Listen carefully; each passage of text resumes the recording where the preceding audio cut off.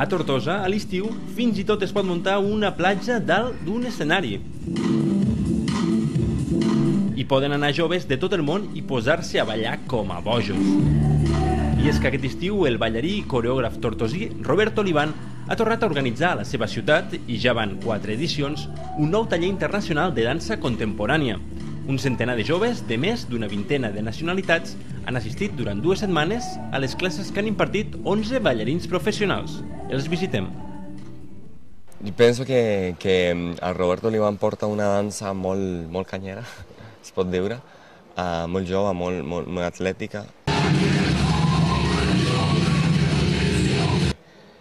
Te tornas boig. La energía es cada año más, pero el mismo coraje, el mismo motivación. És increïble en Tortosa. Ha estat fantàstic, ha estat molt bé, molta gent, molta energia, ha estat realment bé. Crec que tothom és tan obert i tothom vol conèixer històries diferents, cultures diferents. En 2 setmanes super intens, ma troppo bonito. L'energia e toda la sensazione di movimento è super. Roberto, bravo.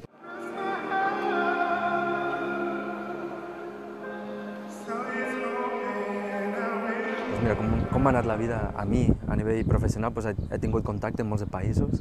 O sigui, vaig estar vivint a Corea del Sur, vaig estar vivint a Israel, a Islàndia, ara acabo de vindre de Costa Rica, Bèlgica. O sigui, aquestes coses m'han ficat en contacte amb altra gent, en altres països, altres cultures, i ens hem trobat en el punt en comú que és la dansa contemporània.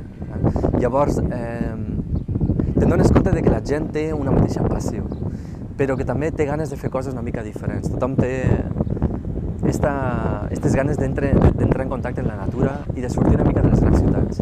Tortosa és el lloc ideal. Jo el conec perquè he viscut aquí, som d'aquí, i sé que hi ha possibilitats. O sigui, un lloc com este, per exemple, el que tenim aquest any, és molt difícil trobar-lo a una ciutat com Barcelona. I això és el que ara, per exemple, l'Ajuntament de Tortosa està oferint. Estan veient que, finalment, aquest projecte se pot fer real. Perquè ja no només parlem de la dansa. Aquí tenim gent tenim acròbates, tenim gent de circ, tenim músics, tenim gent de teatre, una mica de tot. I això és el que està enriquint aquest taller. Vull que es faci més gran, no només a nivell de classes, sinó a nivell de representacions. És el que et dia que voldria que es convertís en un festival, tal com va passar a Tàrrega, per exemple, que a Tàrrega també van començar a fer espectacles de carrer a nivell petit, i mira en el que s'ha convertit ara. No sé si les ambicions arriben tan lluny, no sé si voldria que es convertís en un macromercat, però sí que m'agradaria que hi hagués aquest punt equilibrat entre a dependre i fer representacions de cara al públic.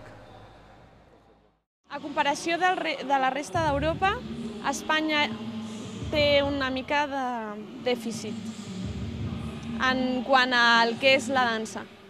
És com que no sé ben per què, però no hi ha tanta costum ni d'anar a veure dansa, llavors això provoca que no vagin molts diners cap a la dansa. És com complicat. Llavors jo crec que aquesta gent el que està intentant és tornar a portar un bon nivell, coses acceptables. Per al moment, Brussel·les és el millor lloc de dansa a Europa.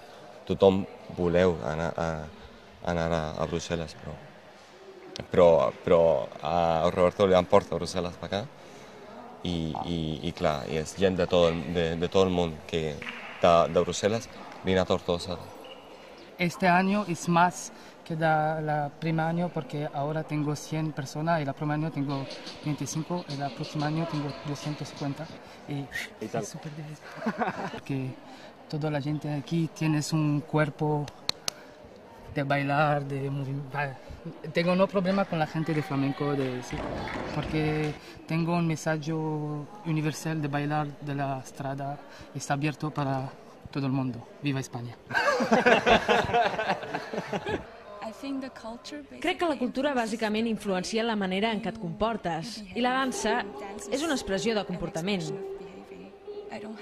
No hi ha una gran història de la dansa a Taiwan, bàsicament l'he après a Europa.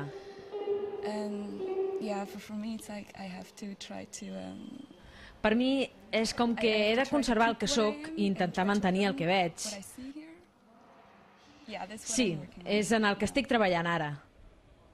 Mi ocupación principal es el teatro de calle, el circo, el clown.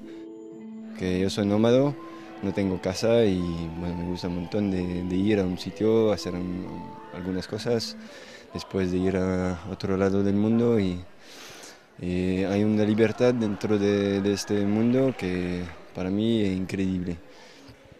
Es una fuerza muy potente, muy potente.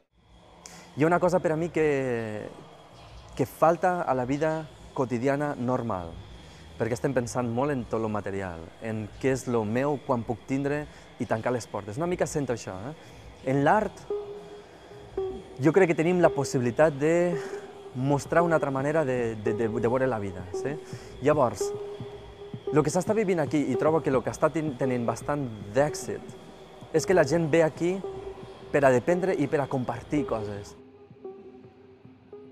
Y ahora está arribando el final, todo el mundo está...